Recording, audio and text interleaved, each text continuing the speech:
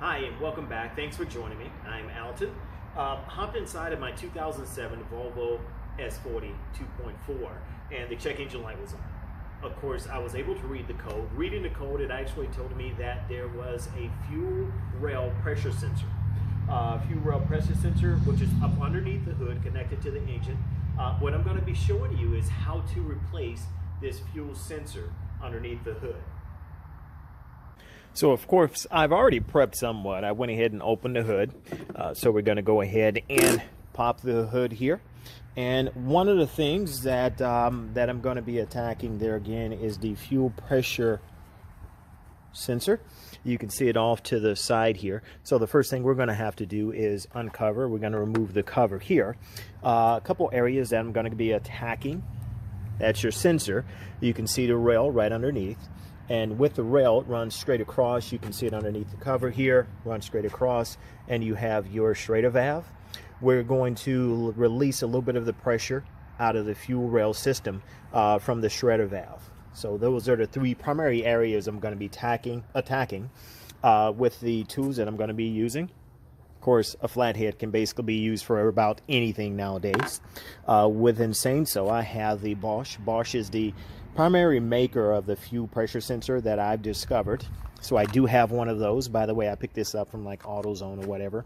Local Volvo dealership did not have it in stock. I've got a smaller flathead. This is going to be primarily for pressing the valve stem on the Schrader valve, and that's the same type stem that's on your tires, so you'll know it when you see it. We just got to uncap it. Got a couple of torque wrenches, got a larger, smaller, and of course the Torx we're going to be using is the Torx T25. That's the one that we're going to be using there. And because if you look right at your fuel rail system here, I'm sorry, at the end of your fuel rail system you have the fuel sensor, pressure sensor, which is here. There is a Torx screw in the back there. I can't get to it, so I'm going to have to put this in, insert that in, and then I'm going to use these smaller wrench here, as you can see, and this is just a 1/4 or a 5/16 in order to turn that. But when we get to that, I'll show you. So we'll go ahead and get you stationary and we'll jump in and I'll show you exactly what I'm going to be doing on the 2004 Volvo S40 here. I mentioned before, first things first, we're going to have to remove the cover in order to get to the connector for your fuel pressure sensor. So we're going to go ahead and take off the oil cap here. So we'll remove that. Once that is removed, we're going to go to the back and I'll show you. You've got one Torx screw there and you've got another one right beside your oil entrance here. So you've got the two. We're going to go ahead and remove those and see if we can go ahead and get the job done.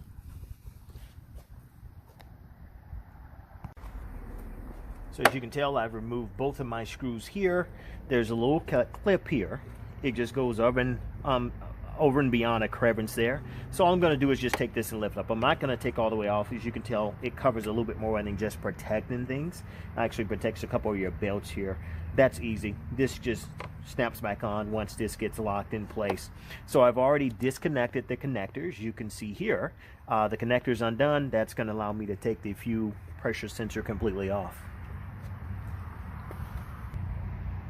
So with my face protected, with my face shield, what I'm going to do now, and you primarily want to do this so if anything sprays, it doesn't spray you in the eyes, it doesn't cause any damage to your vision.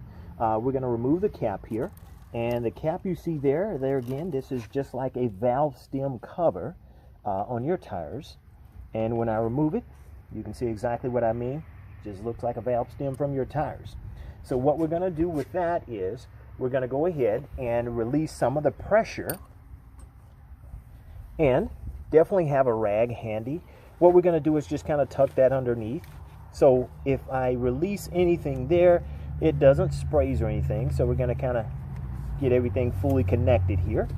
And I can use my flathead screwdriver, and I'm just going to release some of the pressure there.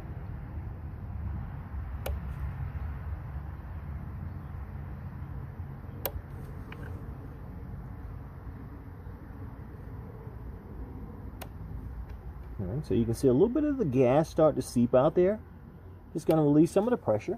I haven't driven it in a couple of days, so pressure's been released. So now I can come back over and I'm going to attack the torque screw, which you can see there barely in the very back there. An additional cloth, and I'm going to put this down inside. The reason why I want to put that down inside, just in case I tend to drop the Torx T25 here, that doesn't cause a problem. So I'll get my Torx put on. This is a pretty tight area. As you can see here, there's not much you can get in there. So what I've got to do is put my Torx 25 on, hold it in place as best I can, and I'm going to take my wrench here and do the spin because I can't get my torque wrench down in that area.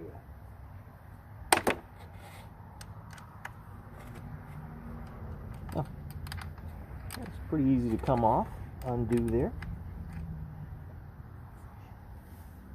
Set that to the side. So now,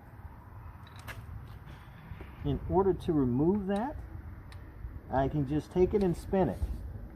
Now I'm still wearing my face shield, just in case anything tends to squirt.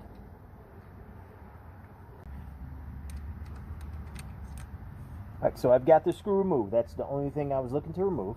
There's your torque screw. One thing you do want to do is go ahead and have your replacement sensor in position. So once you remove the sensor that's on there, you're going to get a little seepage from the gas. So you want to replace this as quickly as possible to get it in position to catch anything that may leak, so you don't expose too much gas. So what I'm going to do is flip-flop, bring my rag back over, because it can be, and you can smell gas already from just you doing the valve. And then of course here, going to hold this upward. Once you remove the sensor, be ready to put your new sensor in. And of course, if you have a tough time removing it, you can use your flathead.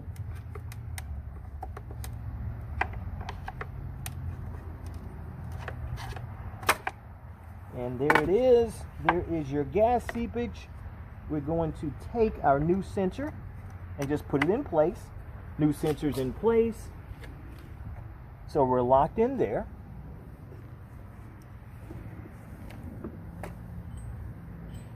So I can grab the screw that we took out. Of course, you're going to need to screw it back in.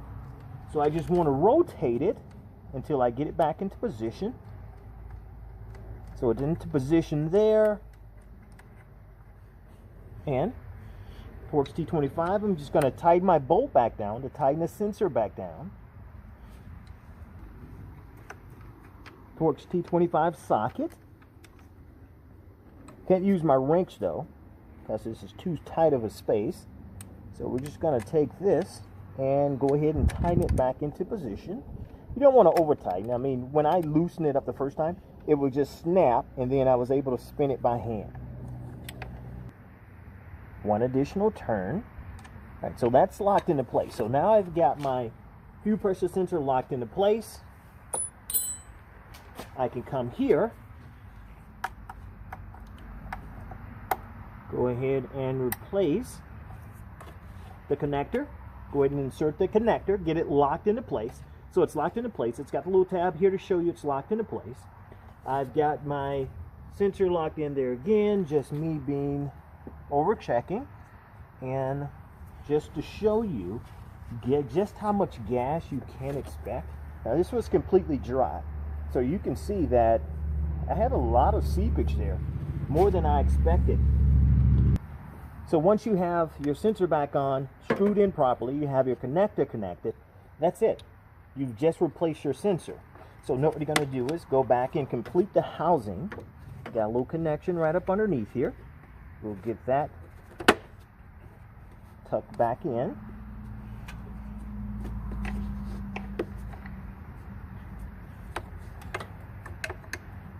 There we go. So that's back in place. You want to make sure your belt cover is back in place. Got my connector there. And I want to go ahead and tighten my torque screws up top here. That locks the cover back in place. That's one. This is two.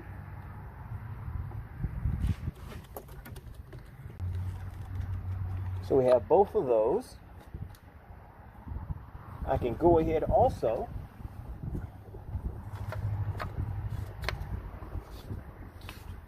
replace my oil cap and old sensor we just removed. Come over to the opposite side to complete the task. Go ahead and put my valve stem cover back on.